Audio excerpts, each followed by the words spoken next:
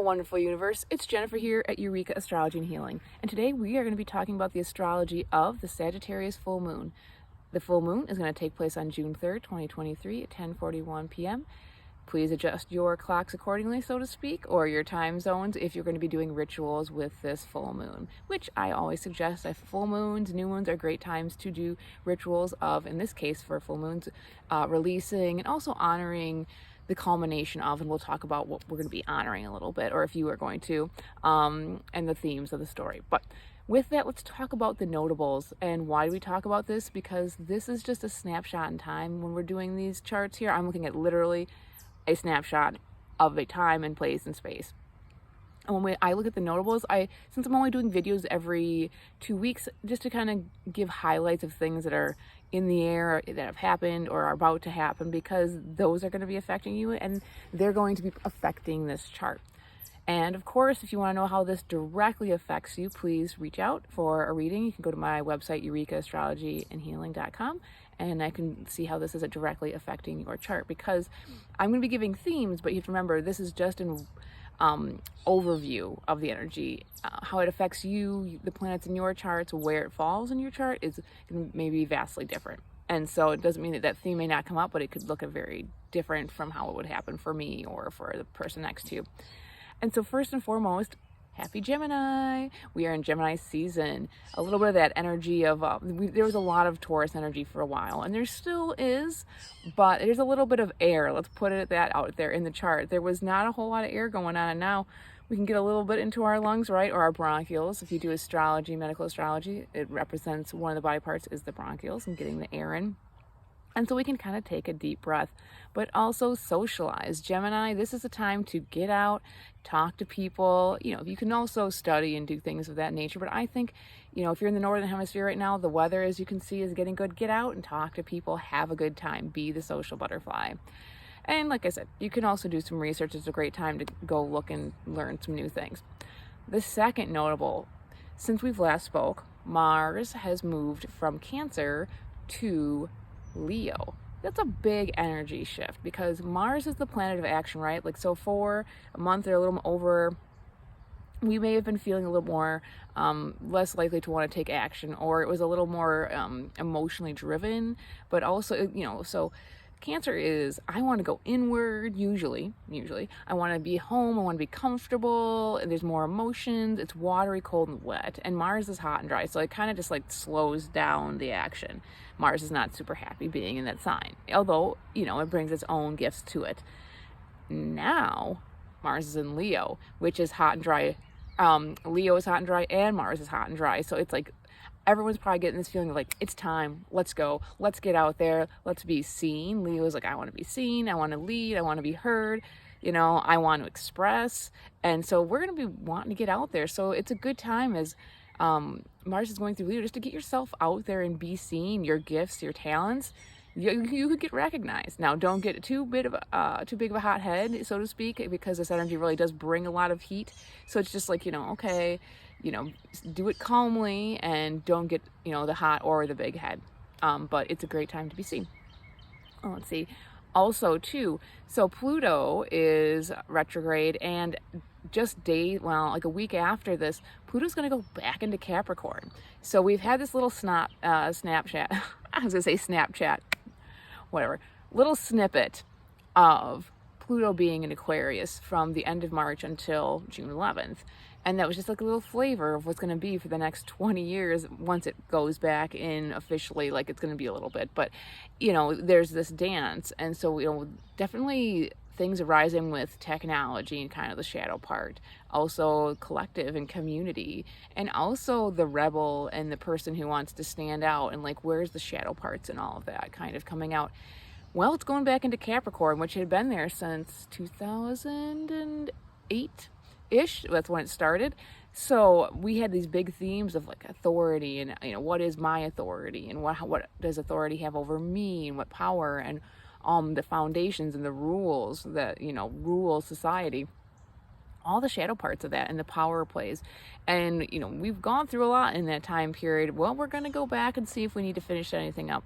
At least, well, this is the first time we're going to go revisit it. So that energy shift is going to be huge. So just kind of take note of that as things are going, because you might be revisiting some things, especially around, like I said, if there is any shadow work between leaderships or authority coming on over you. Just be mindful. And again, this is very different. I know people have experienced Pluto through Capricorn very differently according to their charts, so you may know your own themes. And then another, just like, this is an aspect before I get into the story that I think is important.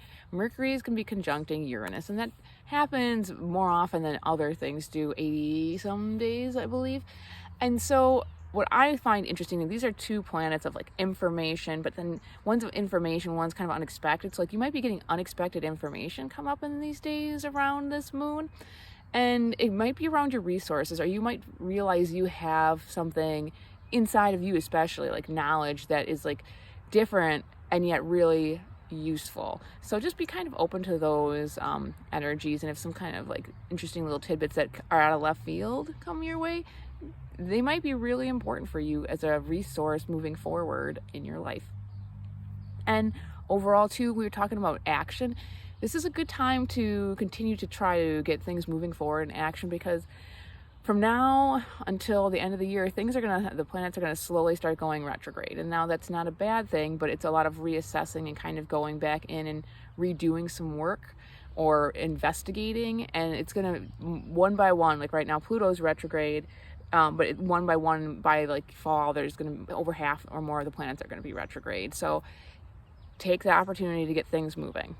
All right, here's the story of the astrology. I'm going to try and not use a whole lot of aspects, because I really meditated on it and thought about it and what the moon's name was, and I did get a story, and I feel very apt for the time of year here, at least in America, in the Northern Hemisphere. I know other places are different, but the moon's name is the priest moon. And the priest moon is all about, so it's a full moon, right? The culmination of knowledge and wisdom the priest has gathered through traditions, and also still while maintaining the faith. And I was thinking about, like the pros and cons of this moon and like the pitfalls and looking at it. And then I really kind of got the story of graduation. So at this time of the year, people are graduating. So, you could name it, but 8th grade, 12th grade, and college. And I know it's different for other places in the world. But there's a graduation happening here, and they're all markers of different points in lives. I mean, we could get into the astrology of that, but we don't need to, right? There's these marker points, right? 8th grade for here in America, you're going into high school, so that's a big transition. Like it's, you feel like, oh yeah, I'm getting closer to adulthood, and things are changing, social situations are changing. Then okay, 12th grade, like, do you go into, out into the world and work? Do you go to school?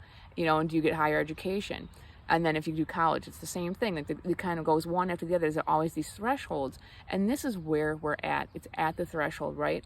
So, if you remember back, 8th grade, 12th grade, college, whatever, you did, often we feel like at that moment we've learned what we need to know. Or like not everybody, but like there's a sense of like completion, and I know what I need to know for the most part. Yet there is this like, I need to have faith because something new is coming my way, and are you ready for it? And also understanding that even though you feel like there's a sense of accomplishment, like, oh, I really don't know everything, right? Because like if you go to 8th grade, there's more to learn. Like, I mean, there's always more to learn. You can graduate college, you can learn for the rest of your life. Like there's always something we can learn, intellectually, spiritually, all of it, right?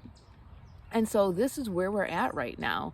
We have come to a peak of where we, have learned through tradition, like, so of a priest, right? They're learning through tradition often, and having faith at the same time. And it sounds very, like they shouldn't be together, like, it was like science and faith and your religion, but it really has to be. There's a point where you have to have faith in the knowledge you have, and faith in the knowledge you don't have, and that you'll find it and learn about it.